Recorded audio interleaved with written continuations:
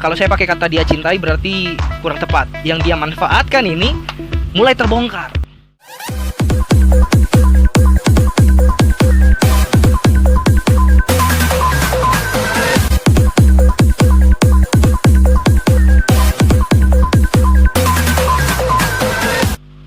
Shalom Bapak Ibu Saudara-saudari yang dikasihi Tuhan. Saya yakin dan percaya Bapak Ibu Saudara-saudari pernah mengalami yang namanya jatuh cinta. Jatuh cinta sungguh membuat hati sumringah, membuat hati menjadi sukacita. Bapak Ibu Saudara-saudari yang dikasihi Tuhan, lantas bagaimana bila jatuh cinta yang saya maksud adalah jatuh cinta yang dilandasi dengan PHP? PHP memiliki kepanjangan yaitu pengharapan palsu. Bapak Ibu Saudara-saudari yang dikasihi Tuhan, ada seorang pemuda dan pemudi. Muda-mudi ini sedang membangun cinta. Mereka saling memahami, saling mengerti, saling terbuka tentang masa lalu, dan mulai berbicara tentang bagaimana perjalanan hubungan mereka ke jenjang yang serius.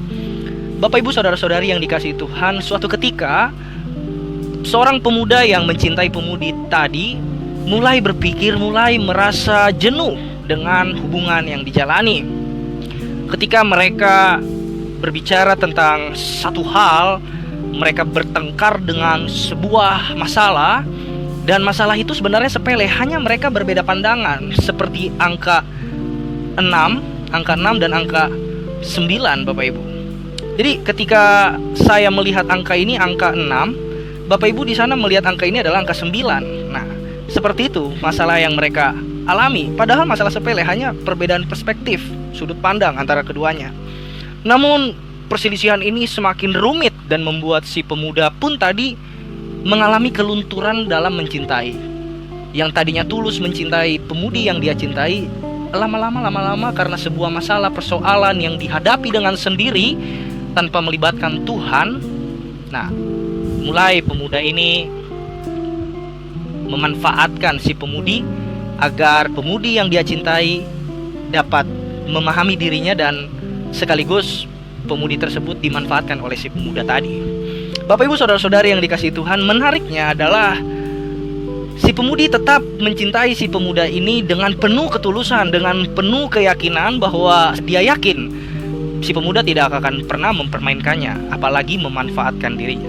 Si pemudi yakin bahwa kasih yang ditunjukkan oleh kekasihnya, si pemuda tadi, benar-benar kasih yang sejati, bukan kasih yang pura-pura.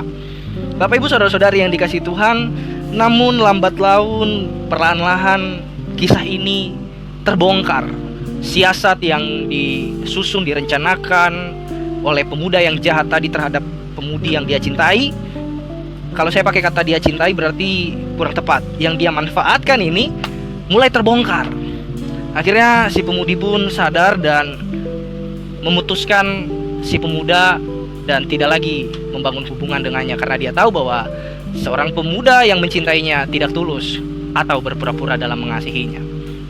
Bapak Ibu Saudara-saudari yang dikasihi Tuhan, demikian juga ketika kita memperlakukan Tuhan Yesus, kita memperlakukan Tuhan dengan kasih yang berpura-pura. Begitu juga sama bila kita memperlakukan sesama kita dengan kasih yang berpura-pura. Tuhan mengajarkan kita agar kita memiliki dan melakukan kasih yang sejati, kasih yang tulus, kasih agape, bukan kasih yang penuh dengan kepura-puraan. Karena firman Tuhan telah mengatakan di dalam surat Roma, surat Paulus kepada jemaat di Roma pasal 12 ayat 9 sampai 10. Demikianlah firman Tuhan, hendaklah kasih itu jangan pura-pura. Jauhilah yang jahat dan lakukanlah yang baik. Hendaklah kamu saling mengasihi sebagai saudara dan saling mendahului dalam memberi hormat. Bapak Ibu Saudara-saudari yang dikasihi Tuhan, ketika kita melakukan kasih, hendaknya jangan berpura-pura. Bukan saya yang mengatakan ini firman Tuhan yang mengatakannya. Karena ketika kita melakukan kasih yang berpura-pura, disitulah ada unsur kejahatan, disitu adalah sumber kejahatan. Dan unsur dan sumber kejahatan tersebut memicu datangnya iblis untuk merasuk di dalam setiap hati kita. Untuk menangkal hal itu dan menyadari bahwa kita ini adalah anak Tuhan, kita harus mengalahkan kepura-puraan itu dengan ketulusan. Ketika kita mulai berpura-pura dalam mengasihi, itu sama artinya dengan kita pun merasa bahwa kasih Yesus seolah-olah tidak sanggup mengubahkan hidup kita. Kita merasa bahwa kita hebat, kita mampu, kita merasa bahwa kasih yang kita lakukan adalah kasih yang paling benar, sehingga apapun yang kita lakukan dibenarkan oleh diri kita sendiri. Bapak Ibu saudara-saudari yang dikasihi Tuhan, ketika kita sudah sampai di titik seperti itu, artinya kita perlu dipulihkan oleh Tuhan. Karena yang berorientasi di dalam hati kita, yang berorientasi di dalam sikap hidup kita dalam mengasihi, bukan Kristus Yesus lagi, tetapi diri kita sendiri, dan kita didapati sesat oleh Tuhan. Oleh karena itu Bapak Ibu saudara-saudari yang dikasihi Tuhan, ayat 10, hendaklah kamu saling mengasihi sebagai saudara dan saling mendahului dalam memberi hormat.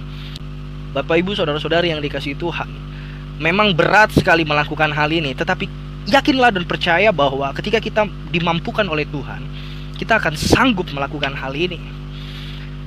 Sekalipun kita dibenci oleh orang-orang yang membenci kita, kita tidak perlu membalas. Firman Tuhan berkata, hendaklah kita saling mendahului dalam memberi hormat. Artinya, sekalipun saya dibenci, sekalipun Bapak Ibu saudara-saudari dalam posisi sedang dibenci saat ini oleh siapapun itu, jangan pernah membalas. Tetapi bila bertemu dengan orang yang membenci Anda ataupun membenci saya, mari kita saling mendahului memberi hormat. Bapak Ibu saudara-saudari yang dikasihi Tuhan, saya hamba Tuhan. Saya sadar bahwa ada jemaat yang mengasihi saya dan juga tidak mengasihi saya. Mungkin mereka tidak mengasihi saya karena ketika saya menyampaikan firman Tuhan yang saya sampaikan begitu keras, ataupun ada yang merasa tertegur oleh firman Tuhan yang saya sampaikan. Ya, mau bagaimana lagi Bapak Ibu saudara-saudari, sekalipun Tuhan yang memakai lidah dan bibir saya untuk menyampaikan firman Tuhan, orang-orang tidak memandang itu perkataan Tuhan, tetapi orang yang merasa tertegur dan orang yang merasa tersindir, sekalipun saya tidak ada tujuan untuk menyindir, mereka seolah-olah menyudutkan saya dan mengatakan bahwa saya melakukan hal itu untuk menegur dan menyudutkan mereka. Padahal saya rindu agar pemulihan Tuhan terjadi dalam hidup mereka. Dan saya yakin dan percaya, saya tidak mau mencari pembelaan siapapun, karena saya yakin Tuhan sudah cukup menjadi pembela yang sejati dalam hidup saya. Tetaplah menjadi saksi Kristus di dalam setiap apapun yang kita lakukan dengan tulus dan rendah hati. Shalom, Tuhan Yesus memberkati.